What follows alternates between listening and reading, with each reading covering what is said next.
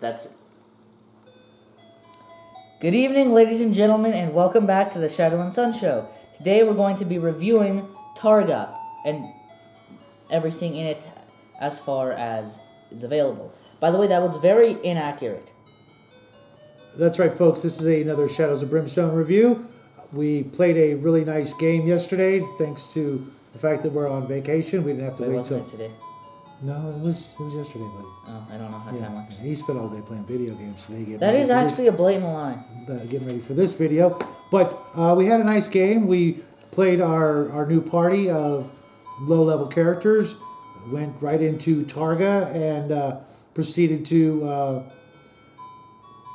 kick some butt on the minions of Targa, mostly the Trun, the Pylons, the Targa Guardian, and the Custodians. Custodians of Targa. And we're going to talk a little bit about each one of them, starting with Pylons. Yes, the Pylons, the most basic that there is. That's these guys right here.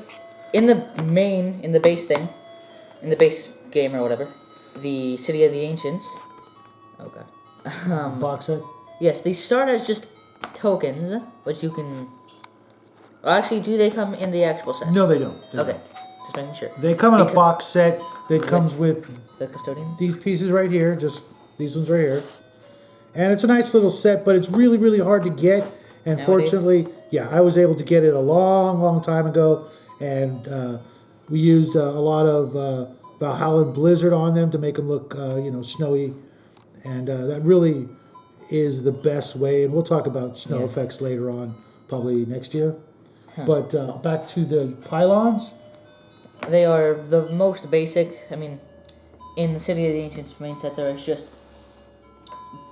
the regular spiders and the night terrors, just with some additions to them. Yeah. And that's really all there is for Targa. That's all you get. Yeah. But this expansion is, well, you do get the Pylons, but just tokens. Right. As far as I'm aware. Yeah.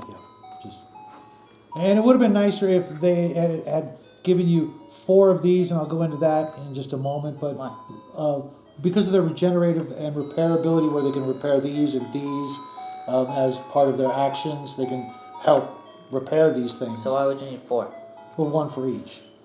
Oh. But you can't get. You can only get 3. That's the max you can get. Oh, really? Yeah. Oh, okay. Even on the cards, or is on the cards. Oh, okay.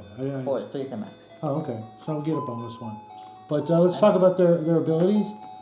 They don't move. Yeah, first thing. Which I also think that melee attacks on things that can't move should be a guaranteed hit. Yeah, you're absolutely right. Because it can't move, and you're swinging at it, you're gonna hit it no matter what. If you can't hit a flagpole with a sword, that's. I mean, I can understand where you could miss with a pistol, but Yeah, if you're from far away, at least. right. And if you're too close, it's just going to ricochet and hit you right back. Yeah. But not being able to hit them easier is kind of, illogical at the least. Yeah. You'd really have to be pretty uncoordinated to miss them with, say, a baseball bat.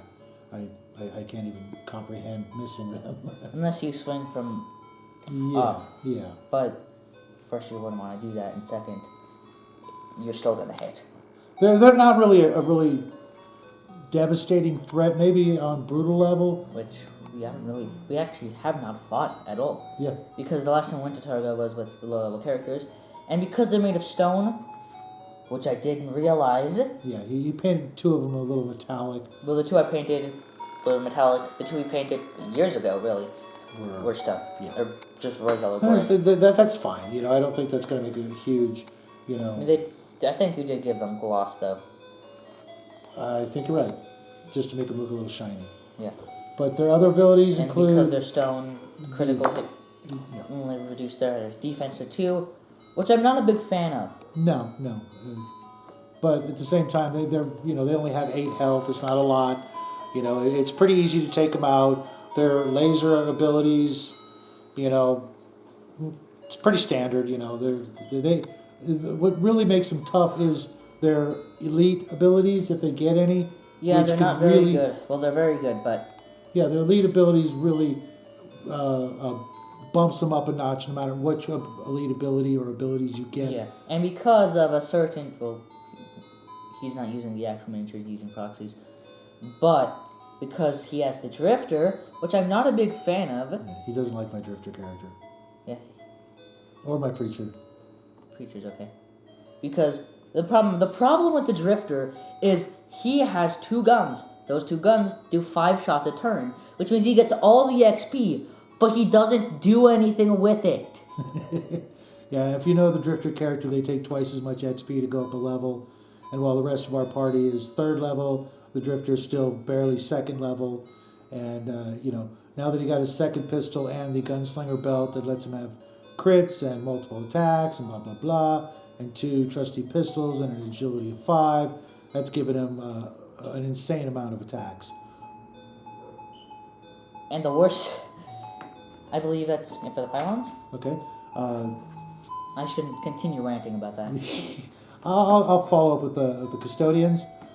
As I said before, they have a nice ability that allows them to repair not just the Pylons and themselves, but also any other robots that might happen to be in Targa, which with the new Kickstarter, when it finally gets to our doorstep, is going to introduce another Guardian, I believe. Yes. And some other robots, I think. Yeah. So these guys... I mean, there's a lot more stuff for Targa. These guys are going to be a menace.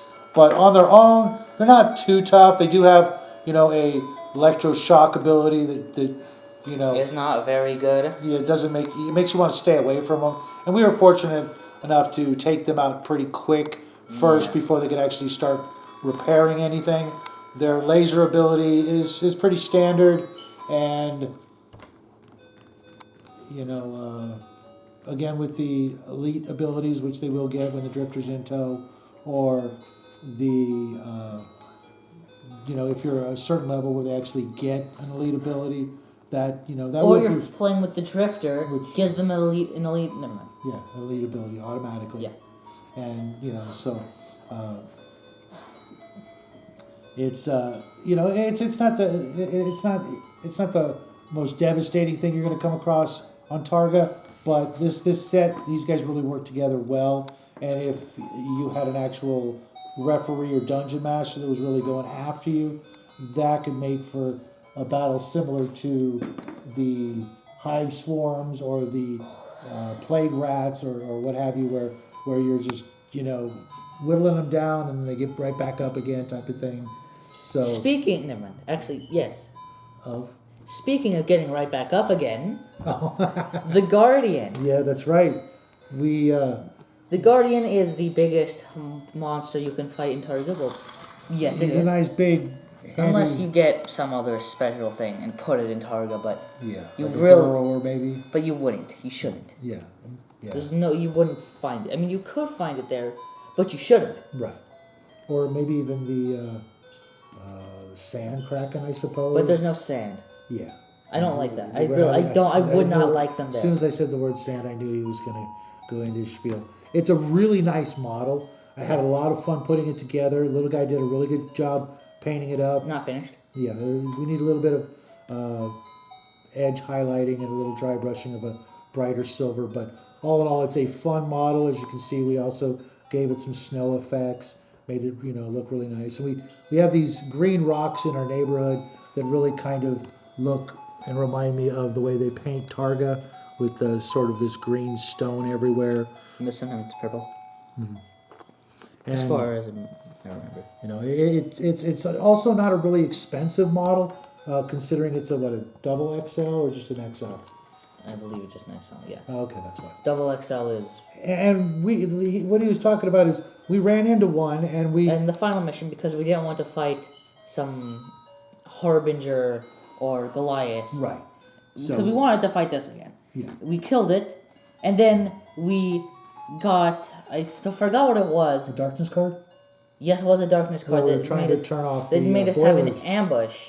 And that ambush was a damaged Targa Guardian, and it ended up spawning in the exact same... Because we just rolled the die to see who it spawned next to. And it spawned right next to the guy who was right there when they killed it. So it was like he just got right back up. And there's a card that you can draw either. I think you can actually draw 2 of these. But we don't use that. Right. One of these. Well, or true, though that's just an epic threat card. That's just an epic threat card, and there's 2 epic threat cards for him. Well, I believe there's multiple, but there's the one that's just 1 guardian and one that's 2, for some reason, even though you don't get 2. And then there's a card that's... It's one that's damaged, but it's only a... It can even be a low threat card. Okay. It's not an epic threat card, because when you just draw it, it's... Because the other world threat cards have that, if it's 1 to 2 players, this, 3 to 4, 5 to 6. Right. And so we basically just imagined that the guardian that we had destroyed just got right back up, and we had to finish him off again, which was kind of humorous and kind of fun. And also, he tried to cheat and get rid of the only growing dread card we've gotten all year. Was it the only one? Yes, well, It wasn't really cheating, it was probably. more forgetting. But I'm exaggerating. Tech by some people saying would say I'm not, but some people, my own. himself, he would say that. But let's go over some of its abilities. About tapeworms. The abilities. The most larger monsters have the terror or fear ability, which just, depending, fear is just adjacent, terror is the entire room. And running through Targa, there's not a lot of things that actually scare you or lower your sanity. So we walked into the room with, totally, full up on sanity. So him scaring us a little really was no big deal. His other ability, his defense, I think, is kind of annoying. Taking away our critical ability to knock him out faster. But so many monsters and creatures have the heightened defense where they lower your critical successes. Never mind. That it does do that. And it's Quake Smash. Fortunately, he never really. Well, he did get into hand to hand with us, but he never rolled any 6s, so we never got the extra damage and the extra effects from that, which could be pretty nasty. I just forgot it. And then the control system, so he changes targets. But if you like we do, we try to bottleneck everything. We stay kind of in the doorway. Which is why he hates he hates the concept of playing this game with a melee character. Yeah. Just shoot them down before they get to you. He just can't imagine the idea of playing a melee character. But I've got the preacher. He's a melee character. That doesn't he count. He has smacks spells. you with his holy book, and He has spells. Okay, that doesn't count. Yeah, you're right. Yeah, I can't. You've think used of that around 2 times. Yeah. Well, because you have the cross. Yeah, we got the one preacher specific magic item, and his Tradera decided to pick it as a party pick, so denying the preacher the ability. You have spells, okay? But enough of that. Let's go into his health. 40 health, not bad, not too tough. It might seem like a lot, but it really isn't. It's only when you have a character that does 10 shots per turn.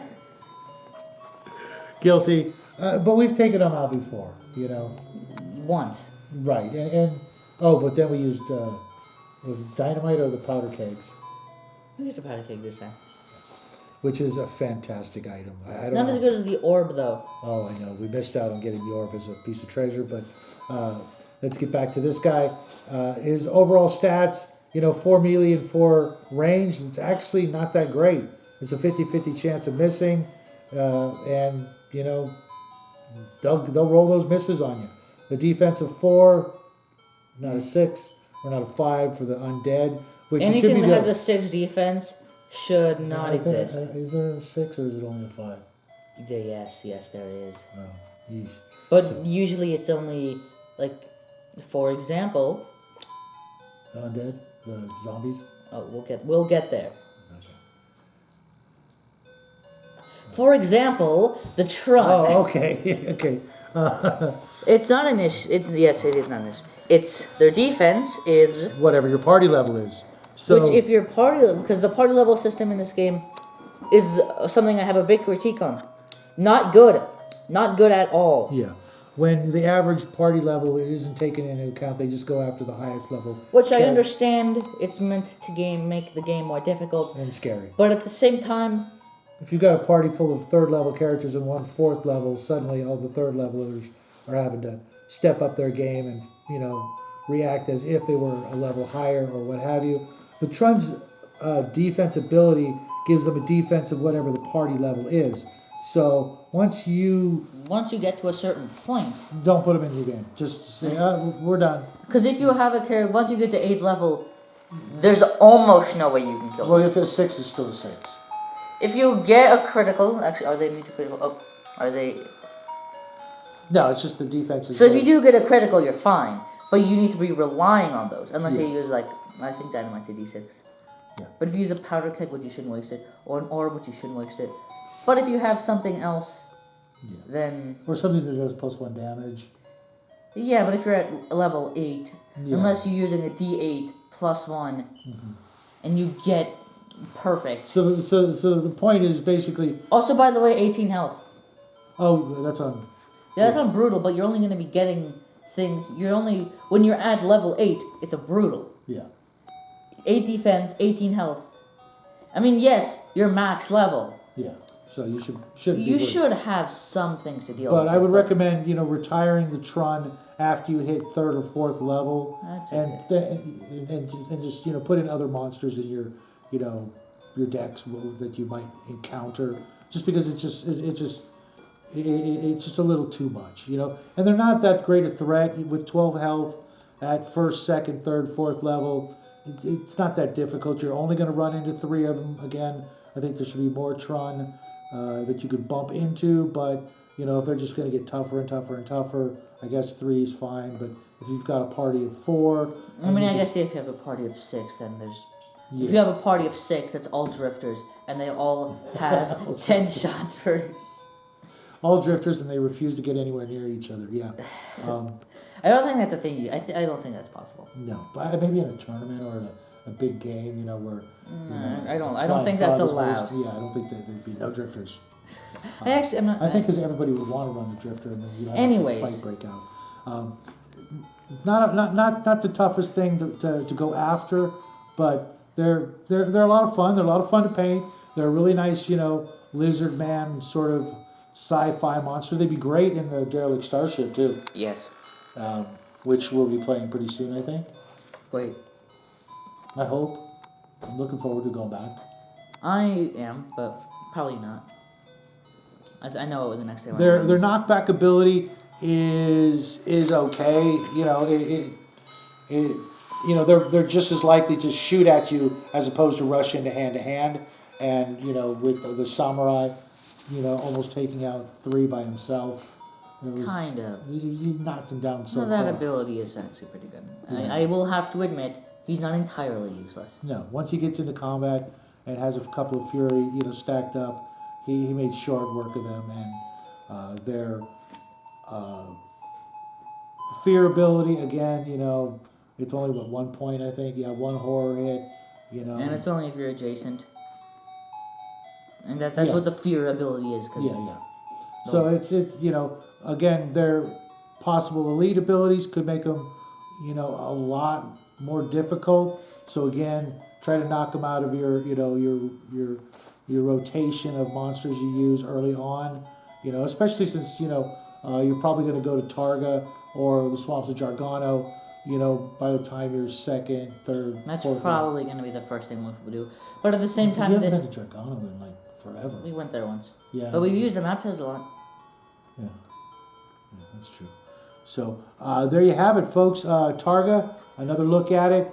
Definitely, if you can pick up any of these sets, will definitely liven up your early games and make them a lot more fun, not more of the same old night stalkers. Is that what it is? Night terrors. Yes. The fuzzy teddy bear guys. Yes. And the spiders and or the hellbats or things like that. Even the gargantuan and the harbinger. These are just a little bit more fun. Don't get me wrong, I like the Goliath, I like the Harbinger. They're very, H.P. Lovecraft, Call of Cthulhu-ish, which, is a huge part of this game. But, after you fought the Goliath or the Harbinger, once or twice, the novelty's worn off, move on to other stuff. And even those guys I wouldn't recommend fighting at first level, though you can. You can. And you can beat them. I think we did. But they're not as scary as you think. And these guys just, if you're into the whole Targa setting and you want to, go into the snow and brave the depths of Targa, definitely great additions to your game. Anything else you want to add before we say goodnight? I think that's about it. Okay, folks, we will have another video for you Thursday, another craft, and then possibly a Christmas Eve video. Just wish you all a Merry Christmas one last time before the holiday goes into full swing. We hope you guys have a great week, and of course, as always, we love you guys. Make sure you hit that thumbs up on your way out. Leave a comment if you think of anything interesting to add to the conversation, and we will see you guys real soon. And with that said, we hope you enjoyed, and we hope that you will join us next time when we talk about tax evasion and tapeworms. Good night. Good night, everybody.